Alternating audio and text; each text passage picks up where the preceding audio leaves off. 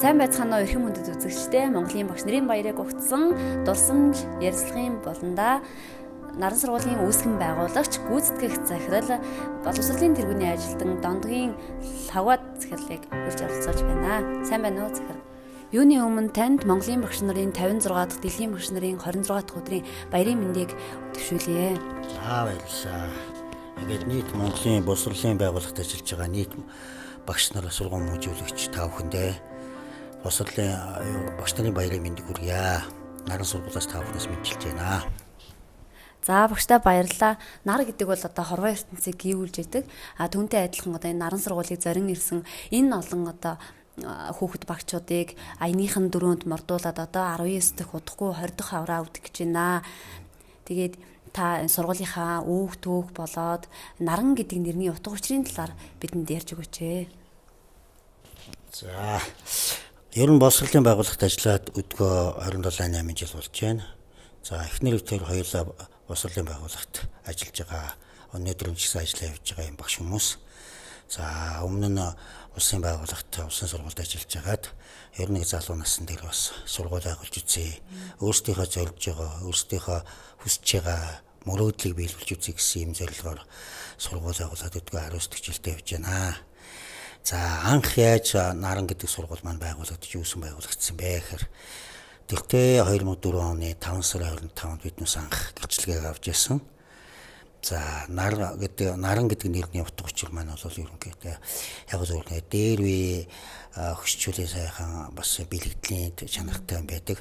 Олон сургууль байгуулад одоо ямар нэр өгөх үү гэдээ биднээс хоорондоо ярилцж байгаад нэлээд олон нэр жишээ нь эхнэрийн хувьд бол мэдээж наран шөнө 2-3 нэр хэлжсэн. За би болохоор бас арай Японоос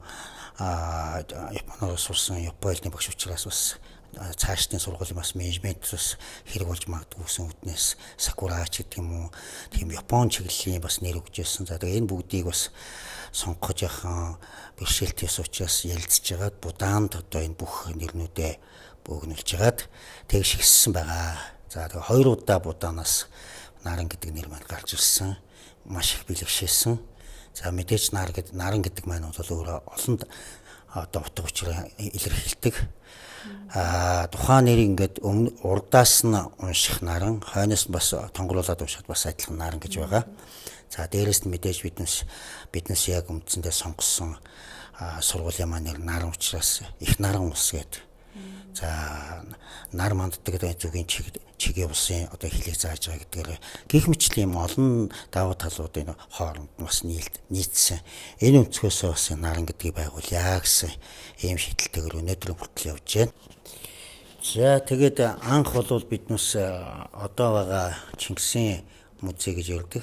Дээр үед бол байгалийн ухааны музей гэж байсан. Байгалийн төвийн музей.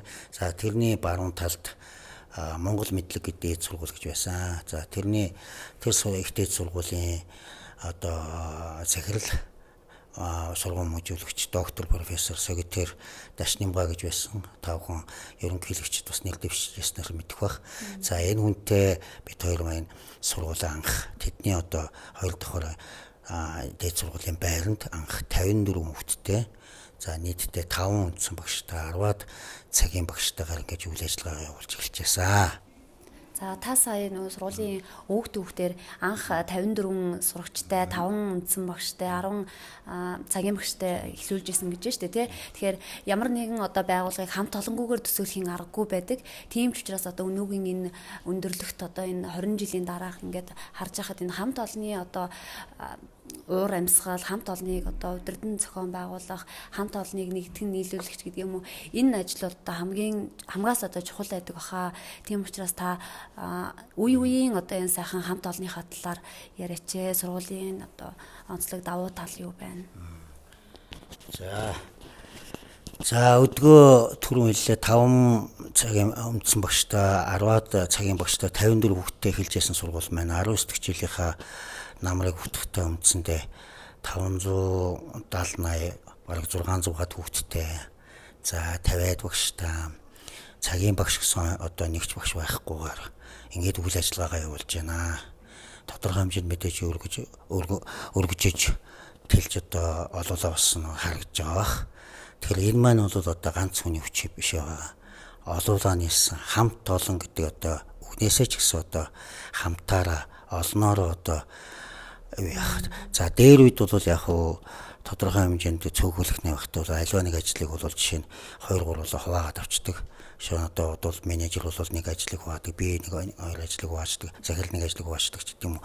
Цөөхөлөхний хад бол аливаа ажлыг хийгээд бол бас харцсангүй хурдтай тэгээд хойлоо төлөө аваа авчиж болдог байлаа.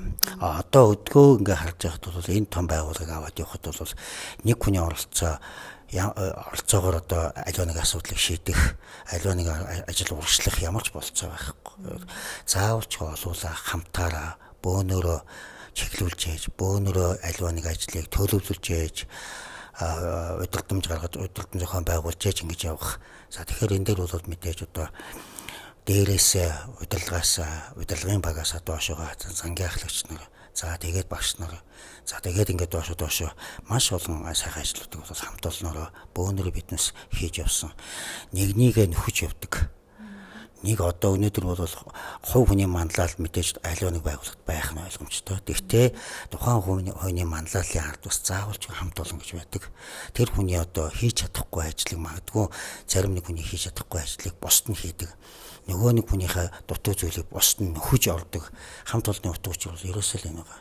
Ингэж одоо олонний хүчээр явж яж өнөөдрийн бас тодорхой өндөрлөлт хүрсэн байхаа гэж би ойлгодог. Цаашдаач мэдээж одоо бас биднес дараагийн шатнд гарч явахад бол хамт олонны энэ их том өргөн далайцтай энэ хүч, энэ зүтгэл, энэ том одоо энерги, сайхан энерги бол одоо аливаа нэг байгууллагын соёлыг түүчээлэн авч явдаг гэж ойлгодог. Төдийгөөс өдийг хүртэл явна гэдэг бол одоо баггүй хугацаа бас Монголын одоо хувийн хвшлийн сургуулиуд дундаа ууган сургууль гэж бас хэлж болох бах тийм үү шээ. За тэгэхээр одоо энэ удахгүй 20 жилийн ойгоо тэмдэглэж байна. Тэгээд танд бас баяр хүргэе. За баярлалаа. За энэ жил бол одоо сургуулийн байгуулагдсны 19 жил эх жил биднээс хамт олноороо нийт одоо хүүхдүүд, нийт эцэгчүүдтэйгээ хамтраад ажиллаж байгаа байгууллагуудтайгаа хамтраад ер нь түүх 20 жилийнхээ ойг тэмдэглэнэ. Энэ бол ганц наран сургуулийн биш, наран сургуультай хамааралтай хамтарч ажилладаг, хамтарч суралцдаг, хамтарч хөгждөг хүн болгоны баяр гэж ойлгож байгаа. За өнөөдрийн ингээ харахад бол ууган сургуулиудын нэг яхахгүй бас тоонд ороо явж байгаа. Одоо 600 хүүхдтэй боллоо, доороо салбар цэцэрлэгтэй боллоо.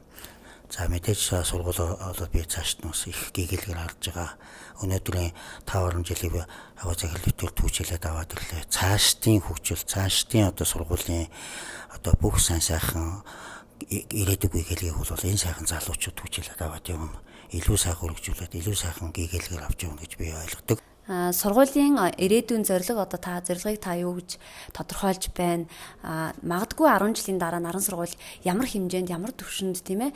Магадгүй дэлхийд өрсөлдөхүйц ийм сургууль байна гэж та харж байна. Өөрийнхөө бодол дүгнэлтийг хэлнэ.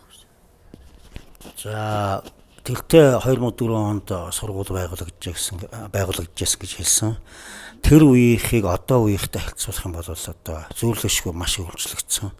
Ер нь бол одоо орчин үед бол энэ даяарсан нийгэмд бол асар хурдтайгаар хөгжил, дэвшил, энэ технологийн эрэнд бол биднээс бас энэ хэмжээгээр биднээс өөрчлөгдөж, энэ хэмжээгээр биднээс ховсон хөл нийлүүлж ялхаж, багшийн хөгжил, сурагчийн хүүхдийн хөгжил гэсэн энэ зүйлүүдэд биднээс яг зэрэгцүүлж авч явж биднээс одоо бас сургууль маань өнгөтэй байна гэсэн ингэж ойлгож байгаа.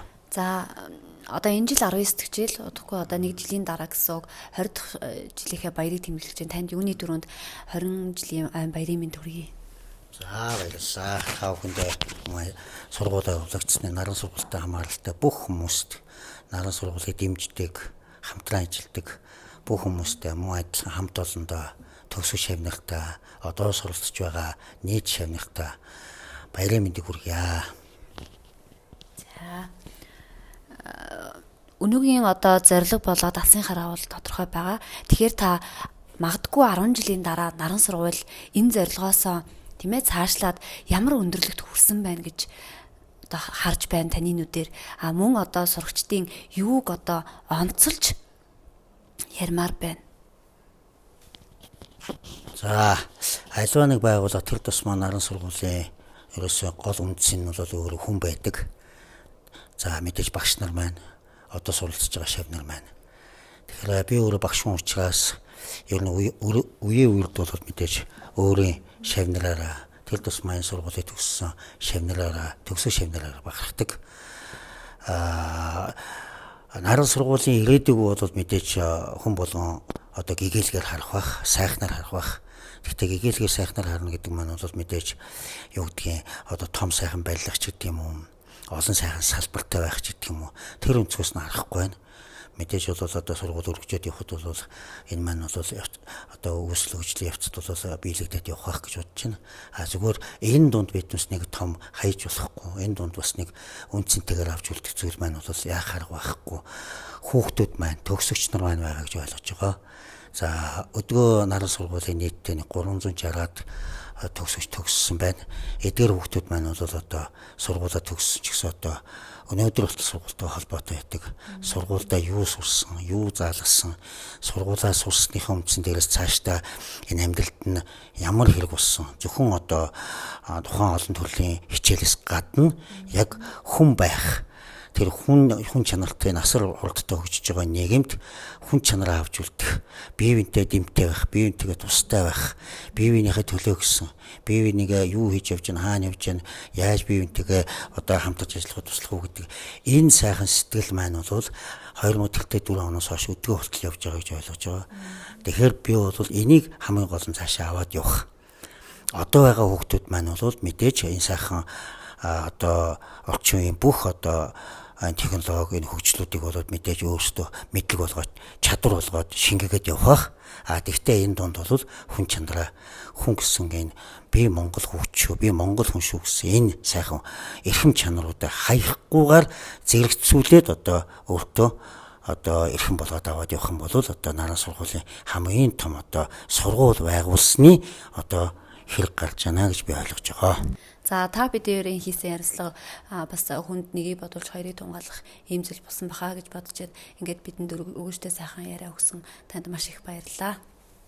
За баярлалаа. Ингээд үеийн олон сайхан багш нартай Монголын ирээдүг цаашаа түүчилээд аваад явах хөгжсөн энэ сайхан мундаг багш нартай дахин багш нарын баярын мэндийг хүргэе.